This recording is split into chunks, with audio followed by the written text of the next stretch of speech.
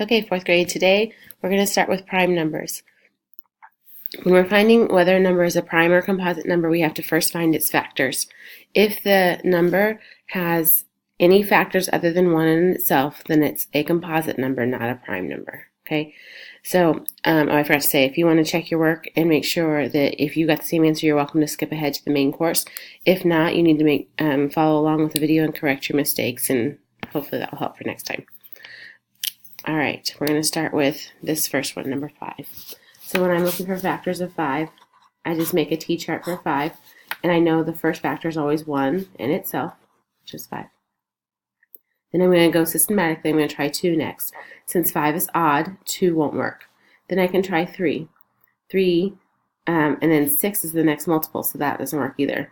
And then by that time, 4 doesn't work, and then I'm right at 5, so I know that I'm done. 5 is prime because the only factors are 1 and 5. So I will circle 5. Okay. The next one I'm going to try is 10. 1 and 10. It's an even number, so that makes 2 and 5 work. Okay. Right now I can stop because I know that 10 is not prime. It's composite because it has more than 1 and 10. Okay. I could keep looking for factors, but in this case I don't need to. 10 is not prime, it's composite. Now I have 11. 1 and 11. Since it's odd, 2 doesn't work. For 3, I can just try my multiples. 3, 6, 9, 12. So no. Then I can try 4. 4, 8, 12. No. And then I try 5. 5, 10, 15. 6's would be 6 and then 12, which already goes past 11. So I'm pretty sure that 6 and anything higher doesn't work either. So 11 is prime as well. Okay. I'll circle it over here. And then I'm going to try 18. But right away I know something about 18. 18 is even, so I know that 2 is going to work for 18. 2 times 9 is 18. I also know 3 times 6. Okay, so I could say that 18 is not prime, it's composite, so don't circle it. And then I'm going to try 23. 23, I have 1 and 23. I can't do 2 because it's an odd number. Okay, 3, 6, 9, 12, 15, 18, 21, and then 24, which goes past it, so that doesn't work. 4 times 5 is 20, and then 4 times 6 is 24, so that doesn't work. It doesn't end in a 0 or a 5, so 5 doesn't work. 6's would be 6, 12, 18, 24, so that doesn't work. 7, and then 14, and then 21, and then 28, so that doesn't work either. 8, 16, 24, nope. 9's are 9, 18, 27, so no. 10's won't work because it doesn't end in a 0. 11, and then 22, and then 33, so no.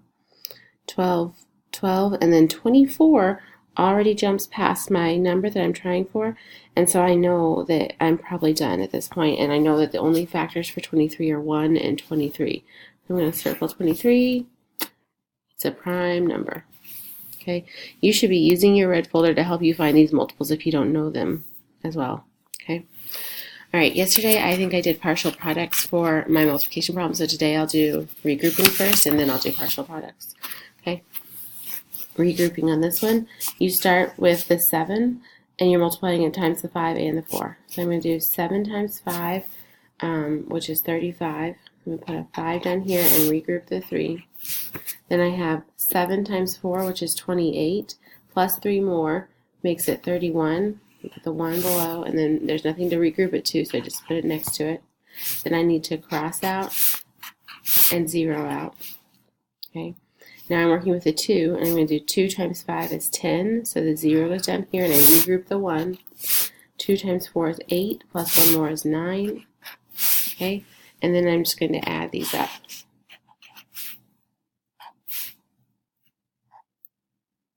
And I get 1,215. Okay.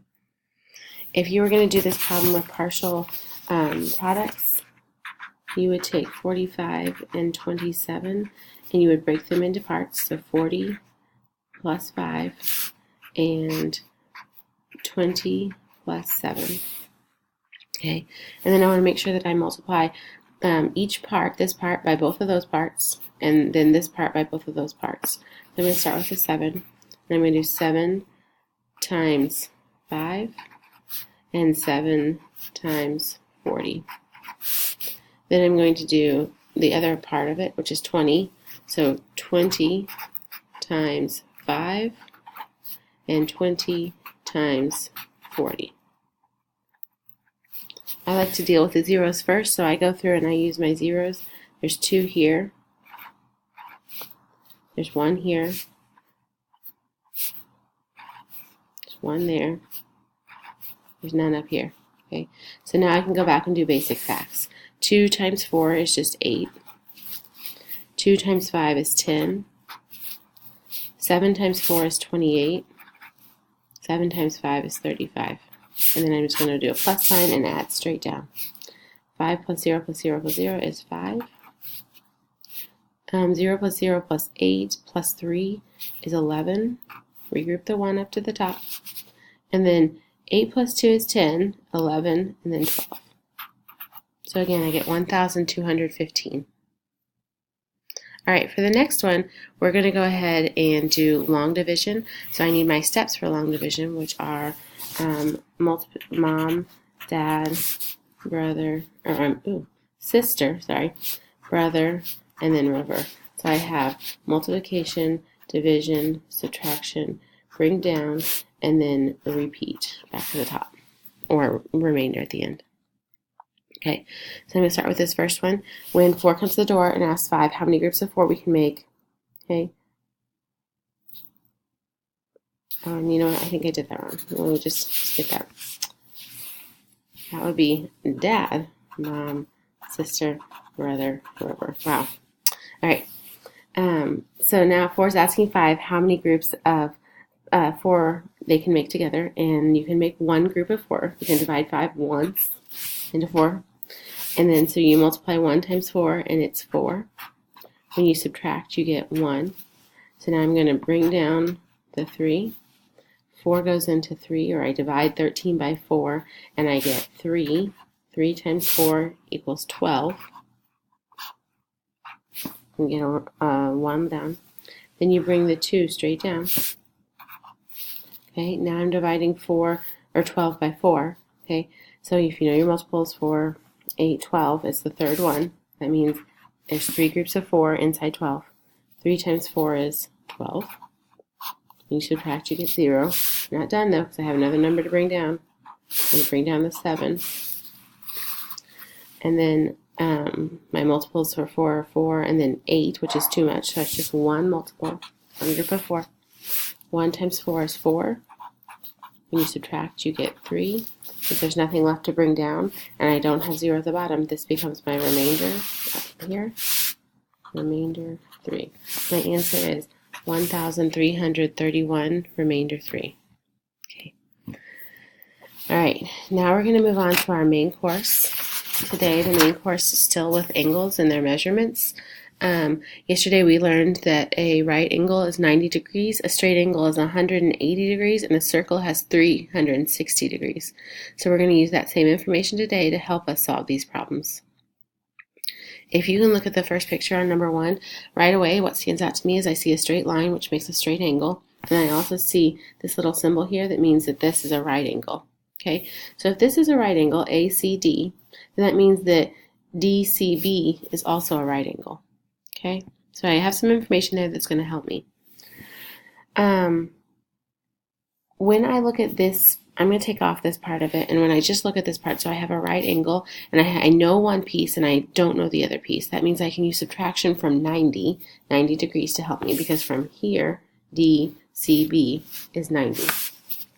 So 90 degrees minus the 50 that is there, and I get 40 degrees. And since they want the measure of BCE, I'm just going to trace, make sure I got the right one. BCE, that's 40. Goes in here. Okay, so 40 degrees is my answer. Okay, on number 2. This time I don't have a right angle to help me.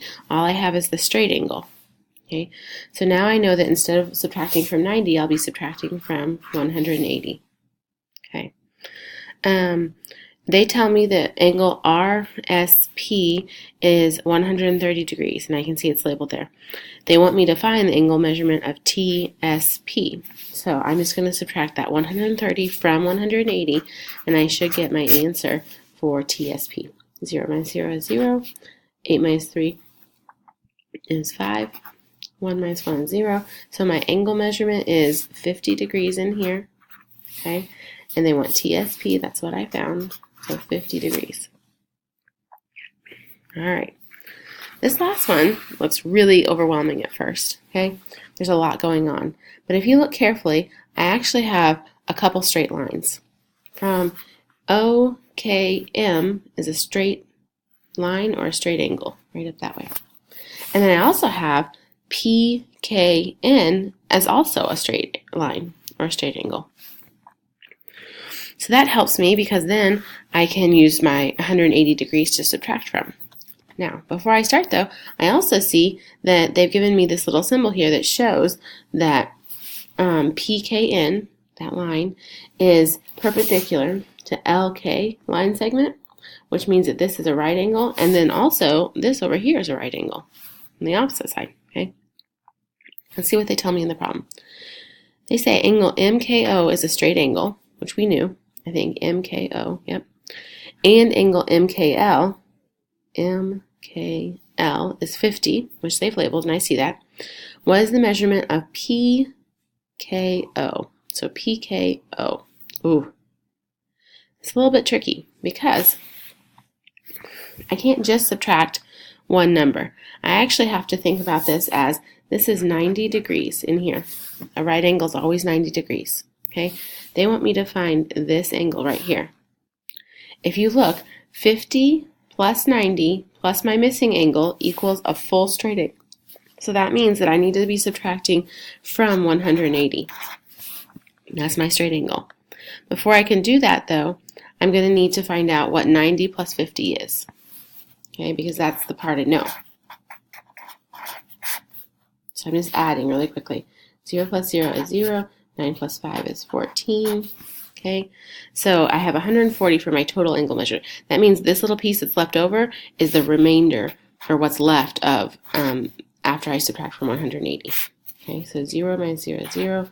8 minus 4 is 4. 1 minus 1 is 0. So I have a degree measure of 40 degrees inside this little angle here.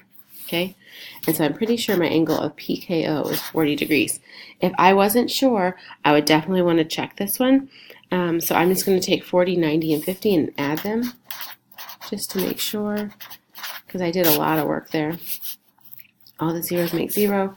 4 and 9 makes 13. Or actually, let's do this. 4 and 5 makes 9, and another 9 makes 18. So I have 180. So since it equals back up to a straight angles measure, I know that my answer is correct. Okay, if you have any remaining time, you may go ahead and watch, or I'm sorry, play the game on Google Math.